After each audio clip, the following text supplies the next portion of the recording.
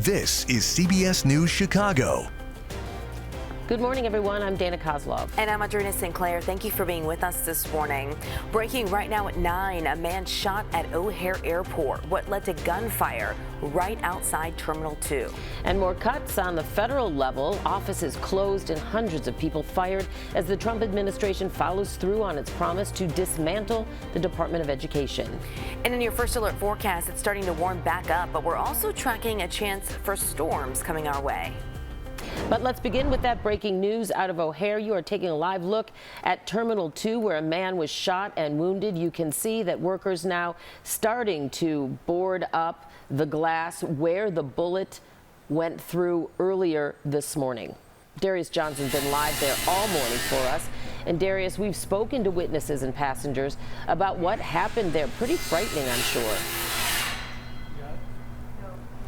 Hey there, Dana and Adrena. Sorry for the faces that I'm making. There is some sawing, active sawing happening behind me, so I will talk a little bit louder. But take a look behind me. You can see where those crews are starting to board everything up.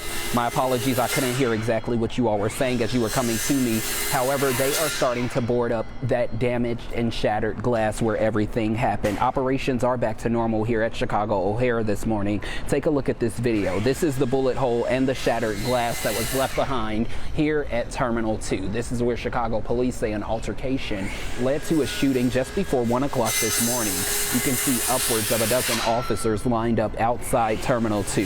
They tell us a 25-year-old man was shot twice. He was taken to Lutheran General Hospital, where he is expected to be okay. Inside the crime scene tape is where police are canvassing around this white BMW SUV in Lowe's Hotel bus. However, it's unclear if either of the two are involved. This morning, we've been speaking to passengers arriving here at Chicago O'Hare and also passengers departing from Chicago O'Hare. Here's what some of them had to say as we told them about what happened overnight. I mean, it's unfortunate to hear that it happened here, but I guess I still view the airport as being relatively safe. This is a big concern. Honestly, I was so surprised. It's hard for me to accept that I have to arrive at this. She has to arrive at this terminal, and anything could happen.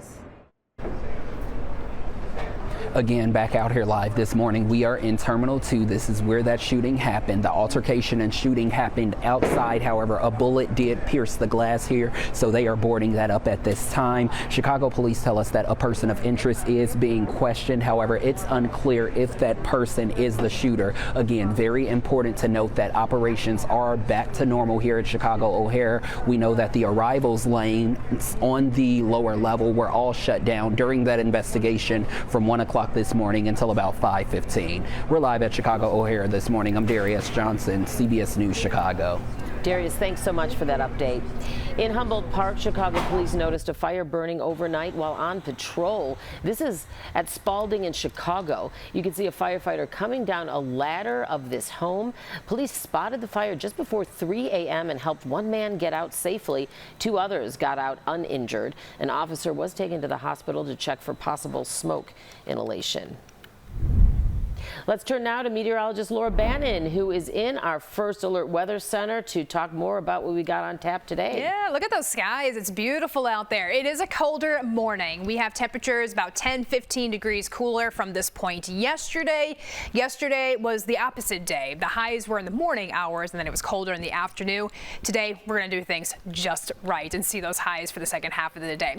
We're in the low 40s now, 41 out toward Midway and O'Hare. We have 41 in the Loop, 38 Valparaiso, LaPorte 39 degrees. It'll be on the cool side today as we get to highs in the lower most 50s. A wind off the lake will keep lakefront readings in the 40s. We're headed to the 70s late week on Friday. That's when we do have a risk for strong to severe thunderstorms. Likely going to be a rough night here across Chicago.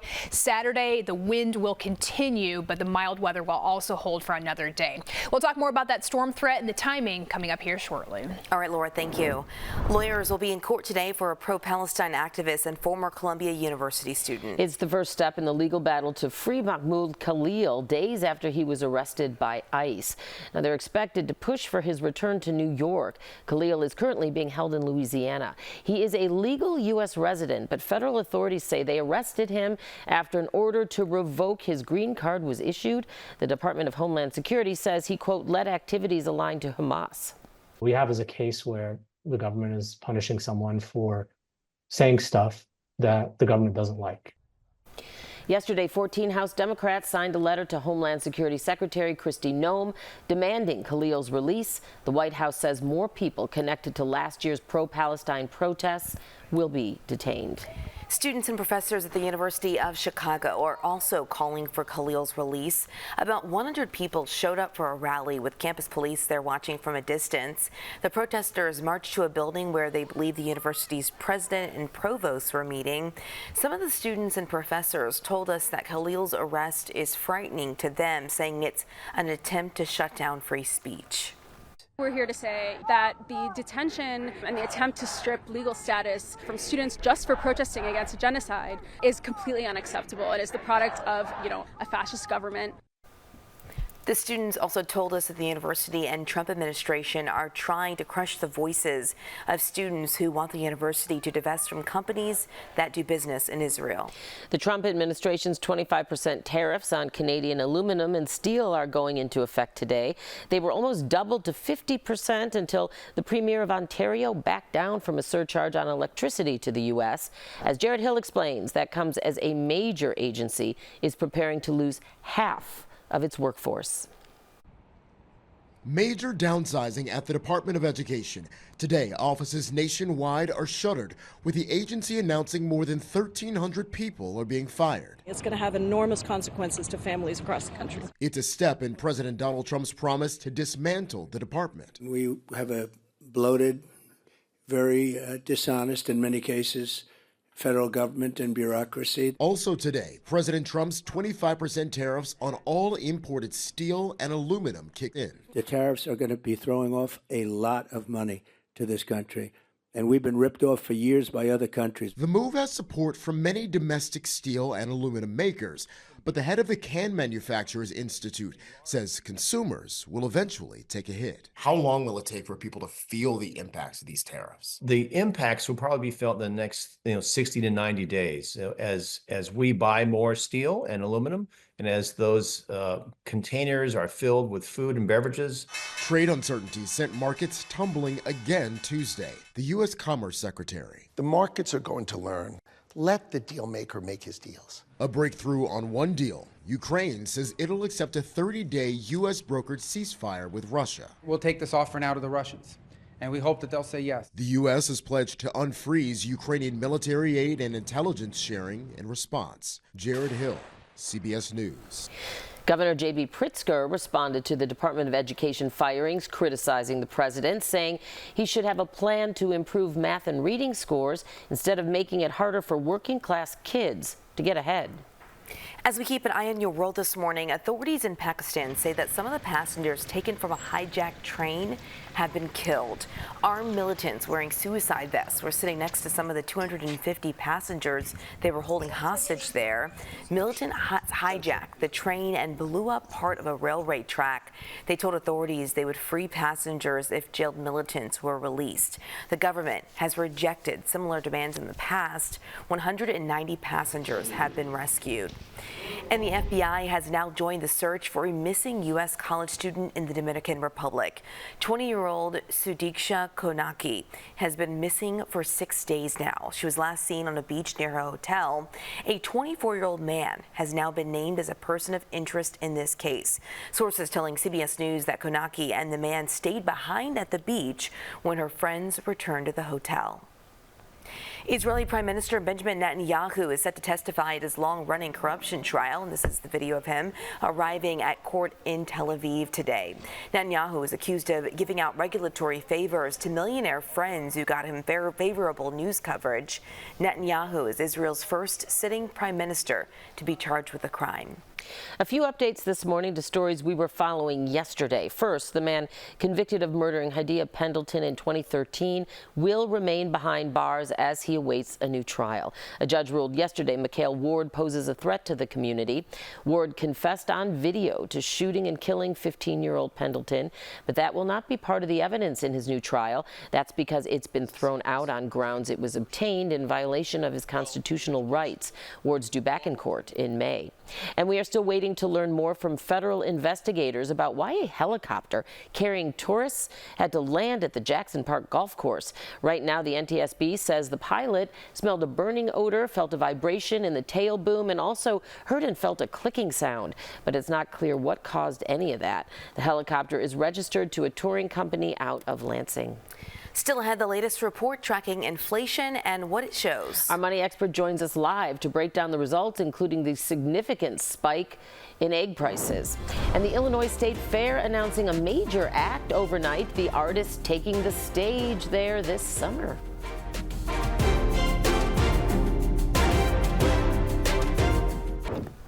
Well, drop it like it's hot at the Illinois State Fair this summer with Snoop Dogg. The rapper will be performing in Springfield on August 13th.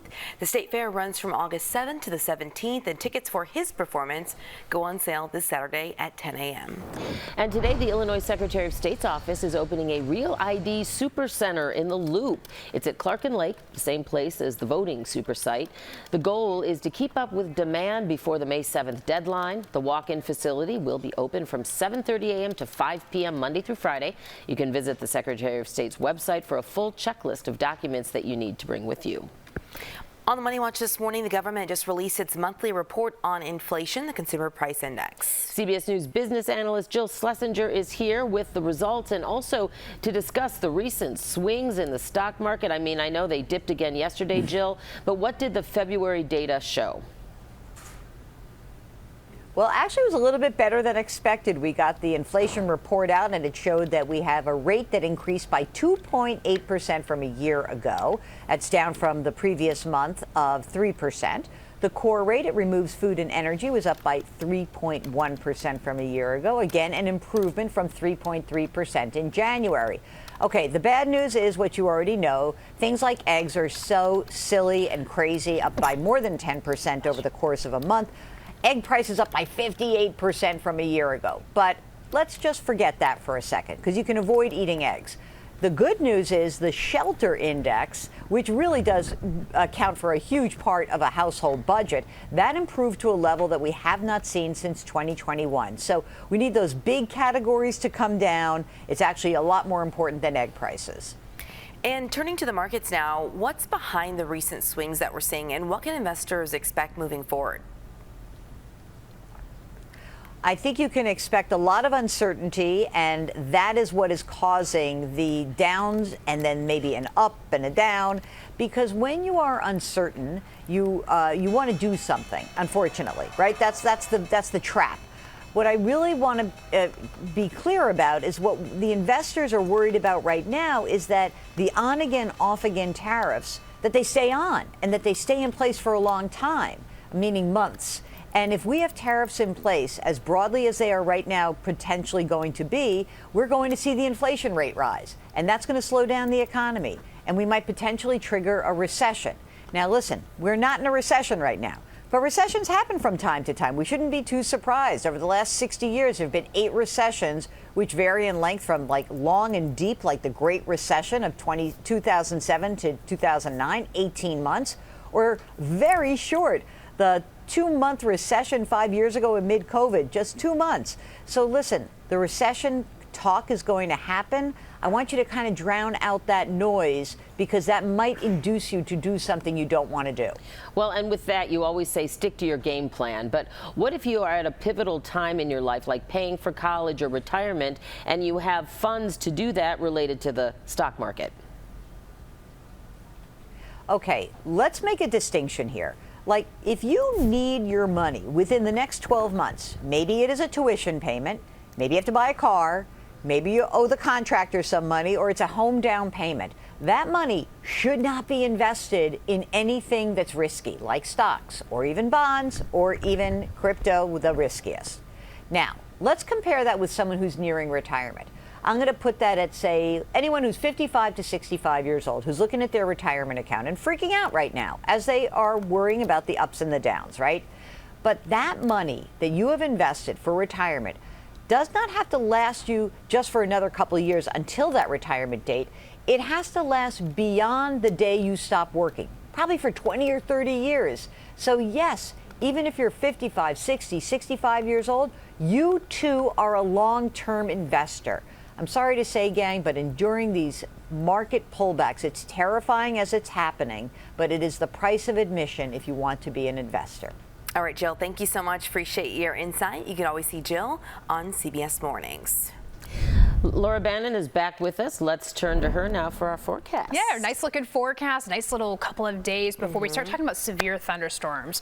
Feels a little early, but again, severe weather doesn't have like a start end date. It can happen any time of the year. But it's the first time that I'm showing you that colorful map where we talk about the slight risk at level 2, scale of 1 to 5. So we do have that across our area. Here's the breakdown for Friday. We're still on target for a really warm day, 75 degrees. There may be some areas that hit the lowermost 80s. What a way to finish out the week. Comes along with a whole lot of wind, some gusts over 40 miles per hour. The risk for severe weather, the time that we're looking is between 8 p.m.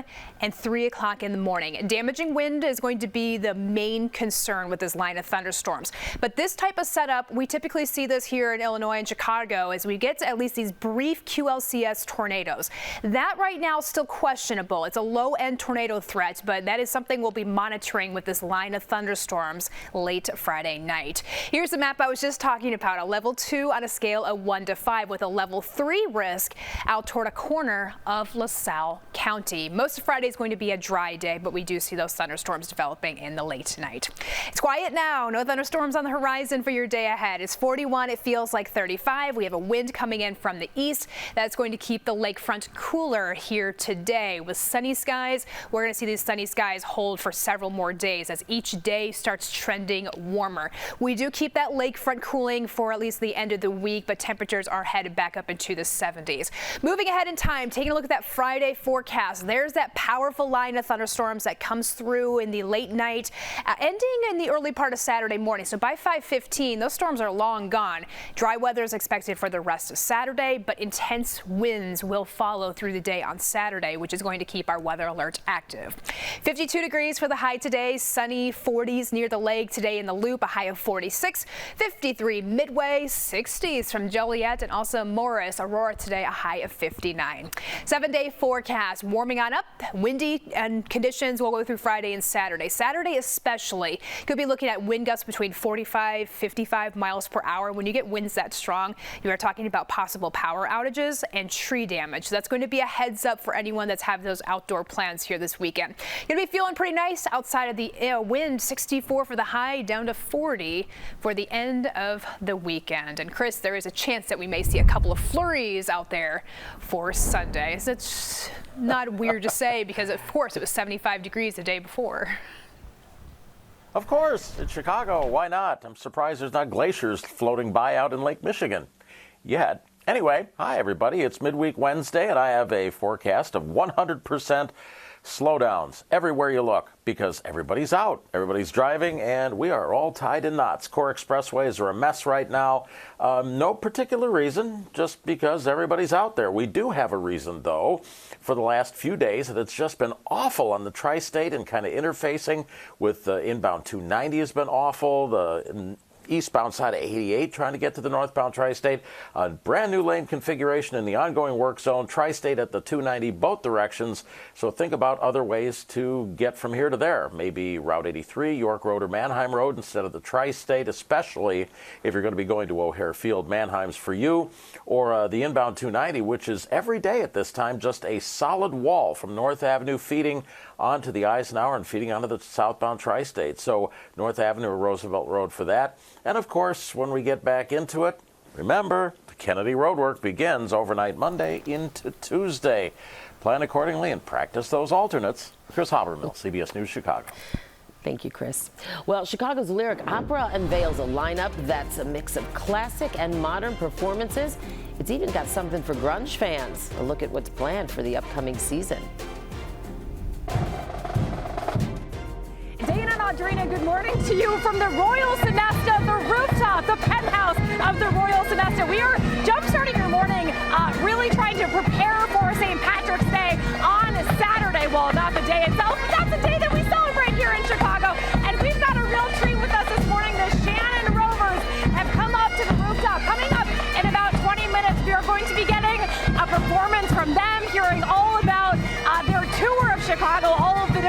are going to be hitting up. And we'll also be talking about the special party that the Royal Sonesta is having up here on the rooftop on Saturday and how you can get involved. We'll see you right after the break. Well, it's a new day at the Lyric Opera of Chicago, the historic venue blending tradition and modern musical concerts in their next season. Yesterday, the Lyric unveiled the lineup for its 2025-26 season.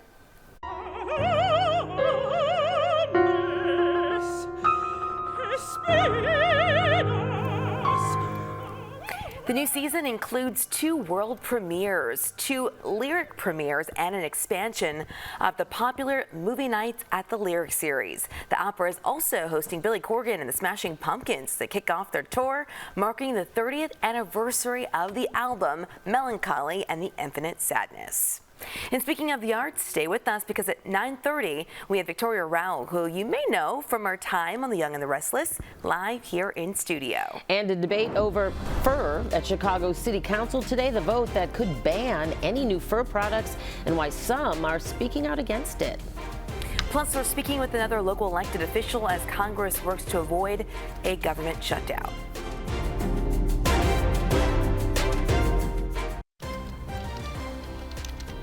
This is CBS News Chicago. Good morning and good to be with you. I'm Adrena Sinclair. And I'm Dana Kozlov. It is 9:30. Thanks so much for staying with us this morning.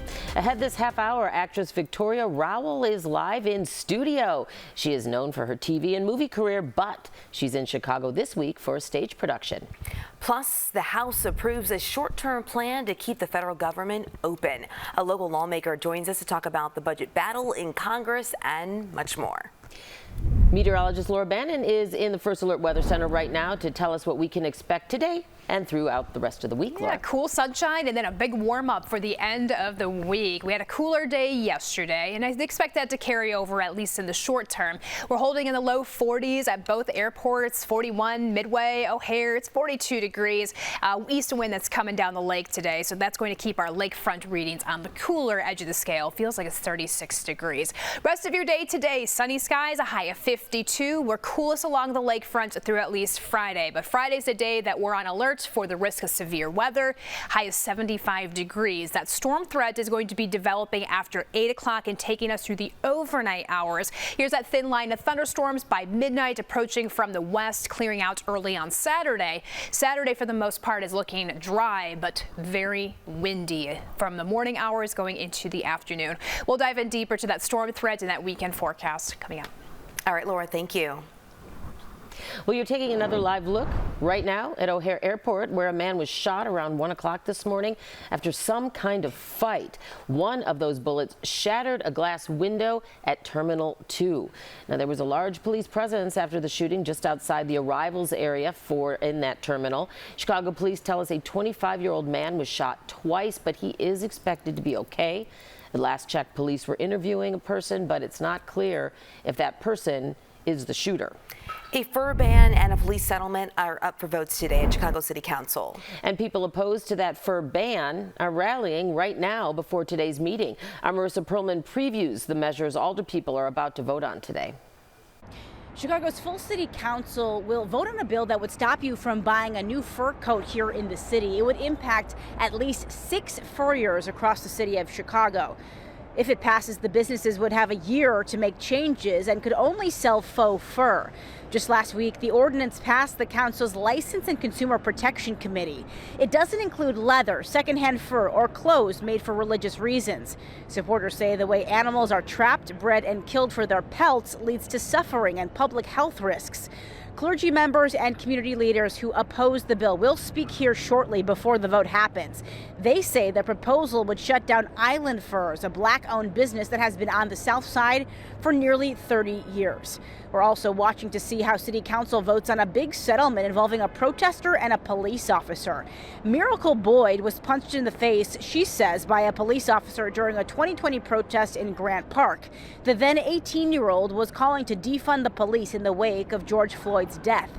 She says a now former police officer, Nicholas Jovanovich, approached her at the time. Boyd said he hit her in the face, knocking out her tooth while demanding her phone. Just this week, in a 22-27 decision, the Finance Committee voted in favor of a $280,000 settlement. The settlement is scheduled to go before the full city council today. Now, no charges were ever officially filed against that police officer. The Civilian Office of Police Accountability voted that the officer should be separated from the police department, but that officer resigned before he could be fired. Reporting outside of City Hall, I'm Marissa Perlman, CBS News Chicago. Our thanks to Marissa. And clergy members and community leaders who oppose the bill are holding a rally today as well. Before the vote, they say the proposal would shut down Island Furs, a black-owned business that's been on the South Side for 30 years.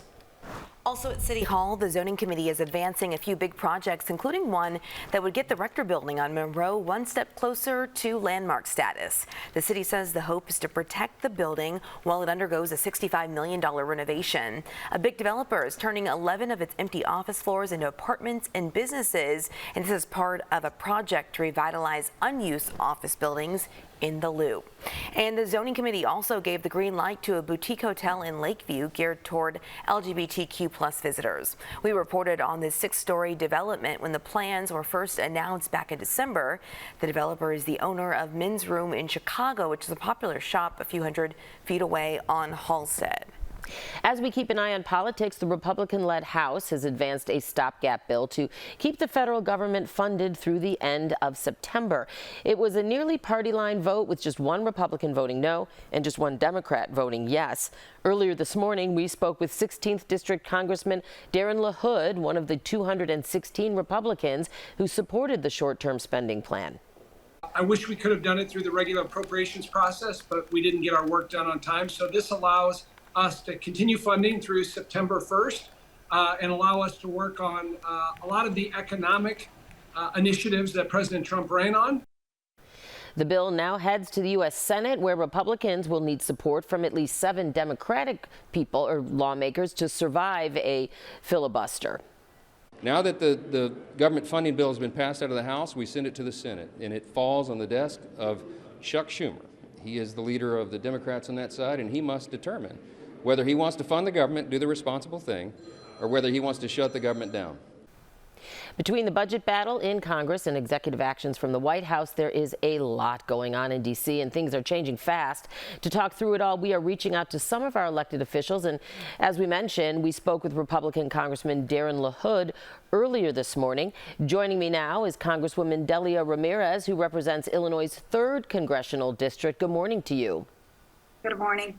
Okay, as we know, the CR to fund the government, an extension passed containing some big cuts. What are your concerns about this spending measure, and will Senate Democrats try to filibuster?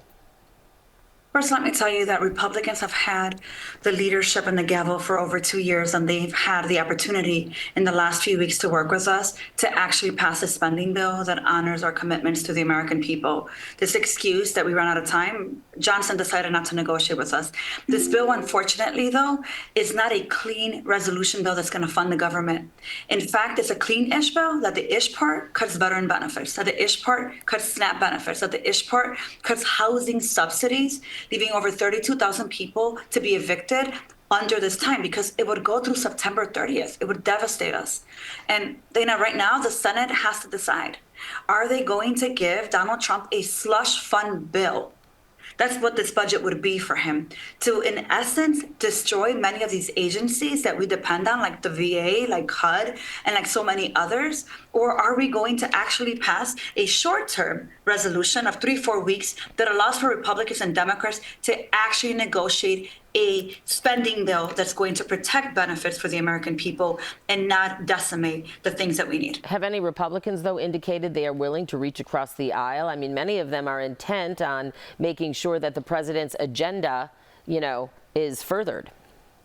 I mean, reality is that yesterday in the morning, there were a number of them who said, I can't vote for this CR. First of all, it's not a clean CR. Let's be completely honest. But number two, many of them have said, I will never vote for a continuing resolution. Constituents send us to actually pass budgets. This is not a budget. But then, of course, got a call from Trump, got a call from Elon, got a call from Johnson, threatening them to vote for it. There was one courageous Republican that stood with us. But now I think the question's in the Senate.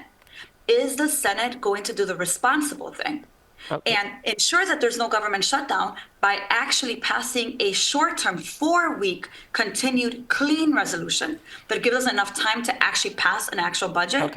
Or are Republicans going to send us into a shutdown that will devastate the entire nation? Well, the Republicans will say if the Dems don't vote for it, then the Dems are sending everybody into a shutdown. But let's move on. There's been some criticism kind of along these lines against Democrats in Congress on not doing enough to challenge some of the actions and decisions coming from the White House. For instance, a lot of talk but no action. Is there a strategy plan happening among Democrats in Congress, to try to bring back any sort of power balance beyond the CR? Well, this is the moment where we have to actually have the courage and the ability to stand together and say, this resolution that would go through September 30th would give Donald Trump the authority to, in essence, shut down entire agencies, Department of Education and HUD. And so the courage right now, Dana, is to actually hold the line. Democrats have to be together, because otherwise these tariffs, these trade wars will continue to increase, and we will have no leverage left for us in this moment. So when you say that's the strategy to stay together, that means that it'll be party line versus party line, or will there be something more done? I mean, even if you're talking about a First Amendment challenge, right? I mean, is there going to be more action taken to actually, instead of speaking out against some of his initiatives, actually do something about them? Because, we hear a lot of criticism, but action seems to be lacking. That's correct. This is a Republican partisan budget. We must force a budget negotiation that brings Democrats and Republicans to the table. We can't just keep giving them these votes. We continue to give them the votes. This bill, for example, would actually give the president full authority to continue to negotiate out all these tariffs. You're seeing where metal is right now. Canada just said that they're going to put increased tariffs on us. I mean, this is a moment for Democrats to demonstrate that we're not going to be bullied into being blamed for a government shutdown, that Republicans have to wear the jacket because they are the ones that brought us here. Okay, the reality is that people want to see more from us, and we have to have the courage, and senators have to have the courage to say, not on my watch will you cut veteran benefits, not on my watch will you cut Social Security. And it means that Republicans are going to have to decide, will they shut down the government because they're unwilling to work with us? And are we going to have the courage to say enough is enough? So we'll have to see how this plays out over the next few days and potentially weeks, depending on how things go. But again, I was talking about more than just the spending situation. I'm talking about other issues, too, that maybe we can have you back on in the future to discuss. In the meantime, Congresswoman Delia Ramirez, thank you so much for your time this morning. We will be keeping an eye on Capitol Hill. Thank you, Dana. Next, Audrina's live with Victoria Rowell, who you may know from CBS's The Young and the Restless. She is in Chicago for Jason's Lyric live on stage this weekend. And we are live at the Royal Sonesta Hotel downtown, where you can get some of the best views for this weekend's St. Patty's Day celebrations. There's Jackie right now. And we have a weather alert for the end of the week. On Friday, severe thunderstorms are looking likely late Friday night, early Saturday morning. More on the timeline in your weekend forecast coming up. Welcome back this morning. Glad to have you here. So you know the face, Victoria Rowell, known for her many TV and film roles, including Drusilla on CBS's The Young and the Restless. And now she's doing something a little different, taking her talents to the stage in a live version of the classic 1994 film, Jason's Lyric. The show in Chicago this weekend. And with us now to talk all about it is Victoria. Thanks for joining us here in studio live. Glad to have you. It's my pleasure, and it's great to be here. We had some people backstage here at the show saying, oh my goodness, it's amazing to have you here. Let's start with Jason's Lyric. You guys have 3 shows this weekend in Chicago. I just checked. There are tickets available if you want to go. Talk about how this is different than the film, and if someone doesn't know a little bit about the storyline. Well, we'll be at the Iron Crown Theater, as you say, for 3 shows starring Eva Marcel, Alan Payne, Tretch, Kay Michelle, Tyron Turner, Larry. I mean, there's so many. Great cast, all-star. It's a love story. It's a generational love story. I'm the mother trying to hold it down, Gloria, and the ravages of the Vietnam War and a family torn apart, dreams deferred. But at the same time, it is the reality. It's current in our world. And so it's very relatable. Audiences have absolutely loved it. And it also, I get to dance. So I get to bring in my American Ballet Theater roots from New York City. And it really speaks to women who live in adverse circumstances but still love beauty, still might be dancing when they're taking in the laundry. I mean, while they're doing chores. You know, women love to dance. We love to dance, especially when we gotta do some chores. Yeah, so it is that. We see Gloria have moments of yesteryear dreaming that her husband had not suffered from post-traumatic stress disorder. So we touch on many, many issues. Yeah. Okay, and I do want to talk about one thing that's coming up this weekend as well. It's tonight. It's a book signing, and you talk about your roots growing up in foster care, right? And a farmer in Maine. Wow. Yes, and in Massachusetts. Yes, 18 years in foster care. Had a brilliant foster mother, Agatha Armstead, who was a pianist, and she saw I wasn't just slopping pigs. I was like slopping pigs, and I was feeding the chickens, and she was like, oh my God, this child's an artist. So she really supported, and my social worker really supported me studying classical ballet in Cambridge with Esther Brooks, and ultimately I won a scholarship with American Ballet Theater School. And of course, Misty Copeland and I remain in touch. But I do want to say, it is an homage to the women who raised me, not just foster parents. May is National Foster Care Awareness Month, as you know, but women everywhere who come together, my social workers, my teachers, my ballet teachers, my mentors. It's really important, this sisterhood, and it is, after all, Women's History Month. And so we celebrate women, not only in production in our play. We have 6 powerful women in Jason's lyric, but we need to celebrate each other. Look at all the women on this set. Oh my God. We do have some amazing women in the building. So if you do want to go to that book signing, it's I wrote down 6 to 8 tonight to book joint. So make sure you go to that. But before you go, I want to ask you, so CBS has a new daytime. So do they? I know nothing about this. I know, and you talked a lot about the lack of diversity in daytime television. Yes. How do you feel seeing a majority Black cast on the show? It's, I feel like I'm part of the DNA of this happening. As you know, for many years, 14 years, I was on Young and the Restless. I cared about what was going on in front of the lens as well as behind the lens.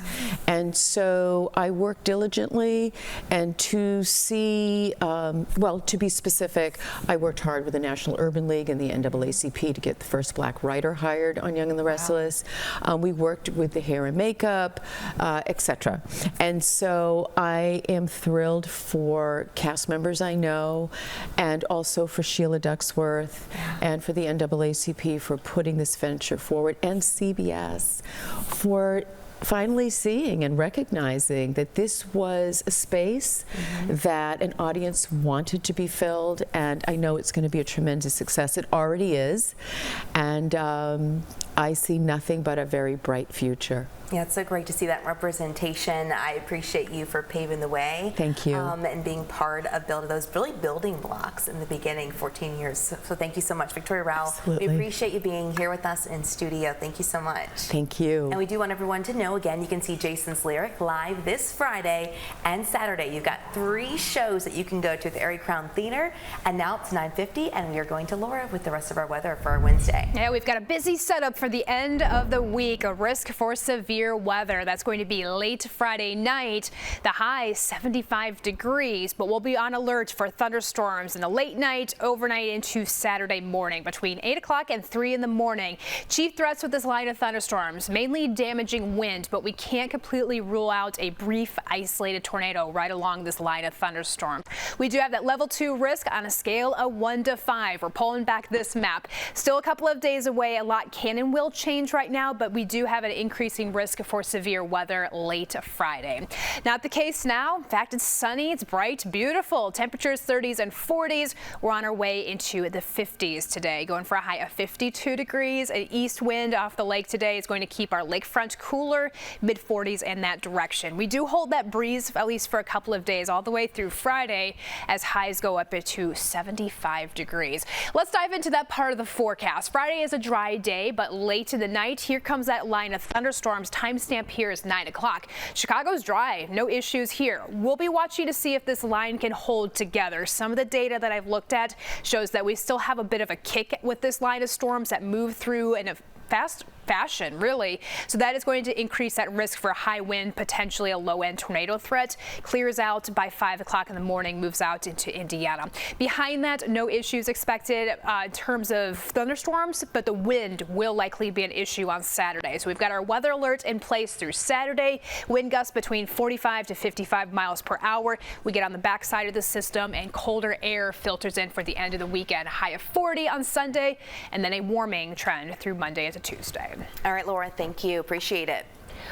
Well, in today's Jumpstart, a St. Patrick's Day celebration offering views of the annual Chicago River dyeing. Yeah, the Royal Sonesta downtown has a few ways to celebrate this Saturday, including a penthouse experience, and the views are epic. Jackie Kostek joining us live now. Jackie, sounds like they're already getting in the spirit there. Dana and Audrina, good morning to you. We've got the Shannon Rovers playing behind us. We are up here on the penthouse rooftop space at the Royal Sonesta, and this is their biggest day of the year. I mean, it's one of the biggest days of the year for the city of Chicago. So, of course, it's going to be a big year when you've got a view like this, and they have a special party, a ticketed party. There are still tickets available where you can come up here starting at 8 o'clock in the morning on Saturday, enjoy the view, enjoy the food, enjoy the drinks, enjoy all of it. I'm here with Chef John Rudolph this morning. Chef John, good morning. It's hard to hear what you're... It's hard to even think what the bagpipers are going, but we love the sound of it. It means St. Patrick's Day. Talk about some of the food that you're going to have out here for the party on Saturday. For the party on Saturday, we're doing a kind of a breakfast and lunch situation. So we're going to have bread pudding. Nice. Obviously, we always have to have corned beef sandwiches. Those look so good. Yes. We're going to do Irish stew with Polcana potatoes, and we got bangers and boxies for at the afternoon too to soak up all the free booze and stuff they'll be able to drink. I was going to say, when people start drinking very early in the morning on St. Patrick's Day like they do in Chicago, you got to have some good bangers and mash to soak it all up. What do you love so much about St. Patrick's Day and celebrating here with a view like this? I mean, I really think it's the energy of the city. I mean, the city creates so much energy to begin with, but you see all the people out on the street and just having a good time, being responsible, of course, but it's just the energy of the city, which is phenomenal. Absolutely. Chef John, thank you so much for your time this morning. Now we've got the Shannon Rovers, who are actually celebrating 99 years in the city of Chicago. Yes, they started in 1926. So I'm going to bring out Marty right now. Where's Marty? Marty's right over here. Marty, this is one of your busiest times of the year, of course, the busiest time. How many performances do you have? How do people come and see you sometime on St. Patrick's Day or over the weekend?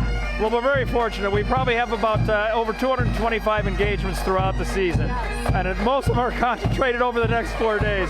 So it starts off with the river dyeing, goes right into the parade that day. But for me, it's playing the St. Pat's Mass. But I got to give shout out to the Plumbers Union. What a great freaking job. So they're doing a wonderful gig for us. And they put all this on for the river and for the parade itself. So. Well, Marty, thank you so much for what you do, because you guys add so much spirit and energy around St. Patrick's Day. It is never a St. Patrick's Day in Chicago without you guys doing your thing. So thank you so much. Happy almost 100 years, 100 years next year, which is going to be great. You guys, we will see you right after the break. Piping keeps you young. Yeah. Well, quiet weather and warming weather to the 70s on Friday. There is a storm threat late Friday night, Saturday. Saturday is going to be a dry day, very windy, 64, and then colder on Sunday. Next week's weather, St. Patrick's Day, actual St. Patrick's Day is looking very nice. But overall, for any of those outdoor, well, all those activities outside should be nice and warm this year, 64 on Saturday. That Southside Irish Parade, though, that might be a little chilly on Sunday. Brisk, but the spirit will be alive and well, no matter what. So true. It always is there, isn't it? it? Yeah. All right. Thanks so much, everyone, for joining us here on the News at 9. Your local news continues right here on the street. Yep. Have a great day, and we'll see you tomorrow morning.